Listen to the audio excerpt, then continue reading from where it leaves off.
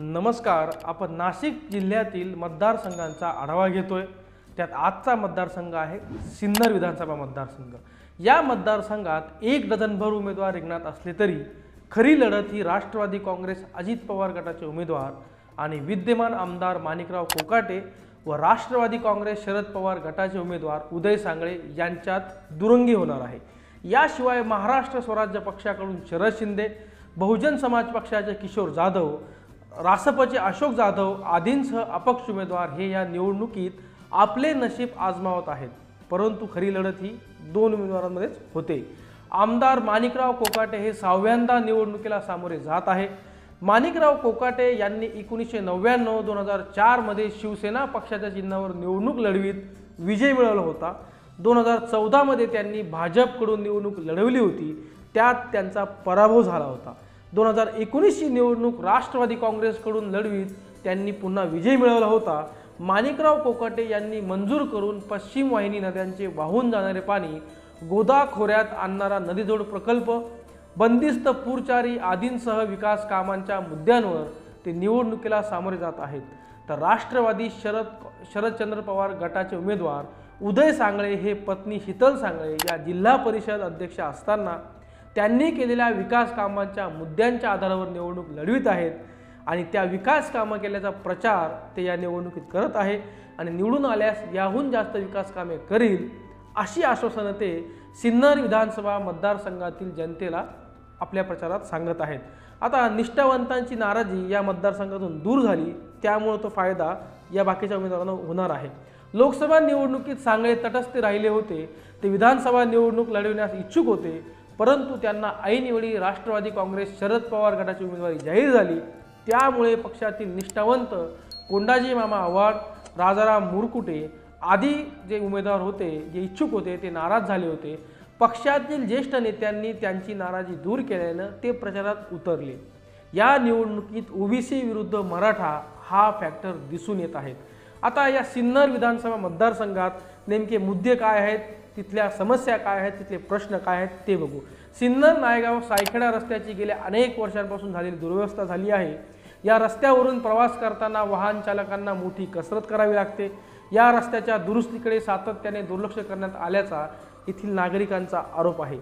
पांगरी येथे अर्धवट भरीव उड्डाणपूल झालेला असून येथे बांधण्यात आलेला बोगदा नवीन पांगरी महळ रस्त्यावर बांधण्याऐवजी तो जुन्या पांगरी महळ रस्त्यावर बांधण्यात आल्याची ग्रामस्थांची तक्रार आहे. त्यामुळे सदर पूल अर्धवट स्थितीत पडून आहे आणि येथील मतदार नाराज आहेत. औष्णिक वीज प्रकल्प व सेचचा प्रश्न गेल्या 18 वर्षांपासून या मतदारसंघात प्रलंबित आहे आणि नागरिकांना याचा त्रास होतोय. शेतमालाला हमीभाव हवा, दुधाला योग्य दर मिळावा, थकीत वीज बिलांमुळे पाणी योजनांचा खंडित होणारा वीज पुरवठा, उद्योगांचे स्थलांतरामुळे बेरोजगारीचा प्रश्न या सिन्नर विधानसभा मतदारसंघात निर्माण झालेला आहे. सोबतच पाण्याचा प्रश्न देखील पूर्णपणे मतदारसंघात सोडला गेलेला नाही, तो प्रश्न अजूनही प्रलंबित आहे. आता या मतदारसंघात जातीय गणित ही देखील महत्त्वाची ठरणार आहेत. ओबीसी विरुद्ध मराठा हे तुम्हाला आधी सांगितल्याप्रमाणे या मतदारसंघात महत्त्वाचं आहे. सिन्नर तालुक्याच्या पूर्व भागात मराठा समाज बहुसंख्येने आहे, तर नांदूर, शिंगोटे, गुळवंच, नायगाव, धुडी, दापूर या भागात वंजारी समाजाचे प्राबल्य असल्याचे बोलले जात आहे.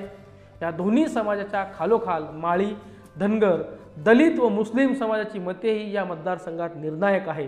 1999च्या निवडणुकीत तुकाराम दिघोळे व माणिकराव कोकाटे यांच्यातील लढत ही जात फॅक्टरवर होऊन त्यात कोकाटे यांनी बाजी मारल्याचे बोलले जात आहे. त्यामुळे यंदा काय होते याकडे तालुकावासियांचे लक्ष लागून आहे. खासदार राजाभाऊ वाजे यांची निर्णायक भूमिका या मतदारसंघात ठरणार आहे, कारण मागच्या काही महिन्यांपूर्वी झालेल्या निवडणुकीत ते ह्या मतदारसंघातून म्हणजे नाशिकमधून खासदार झाले होते. गेल्या 2 ते 3 पंचवार्षिकपासून होणारी माणिकराव कोकाटे विरुद्ध राजाभाऊ वाजे ही पारंपरिक निवडणूक यंदा दिसत नाही, कारण राजाभाऊ वाजे हे लोकसभेवर निवडून गेले असल्यामुळे कोकाटे हे निर्धास्त असल्याचे बोलले जात आहे. परंतु उदय सांगळे यांनी त्यांना चांगलेच आव्हान दिले असल्याची चर्चा देखील या मतदारसंघात आहे.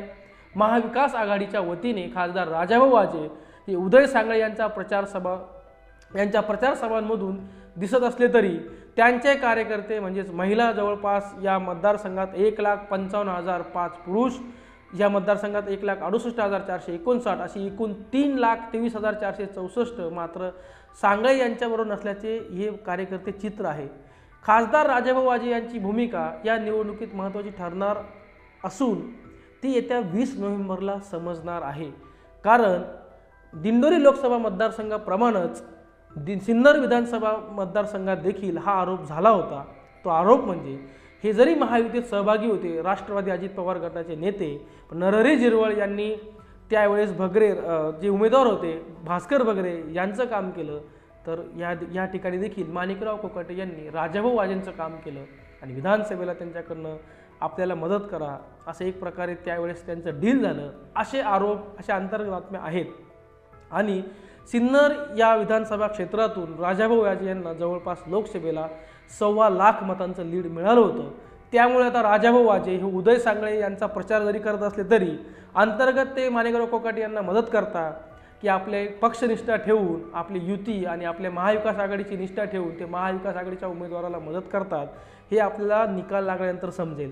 प्रेक्षकांनो, या सिन्नर विधानसभा मतदारसंघाच्या आढावा व्हिडिओमध्ये इथेच थांबू। तुमच्या मते तुम्हाला काय वाटतं, या मतदारसंघात उदय सांगळे की माणिकराव कोकाटे कोण विजयी होईल, त्या उमेदवाराचं नाव नक्की कमेंट बॉक्समध्ये लिहा। आपल्या रोखोक मराठी या यूट्यूब चॅनलला सबस्क्राईब केलं नसेल तर आता लगेच सबस्क्राईब करा। हा व्हिडिओ आवडला असल्यास तो लाईक करा, तो व्हिडिओ शेअर करा आणि जे बेल आयकॉन दिसतंय ते प्रेस करा। त्यामुळे येणारे चॅनलचे सर्व व्हिडिओ तुमच्यापर्यंत सर्वात आधी पोहोचतील।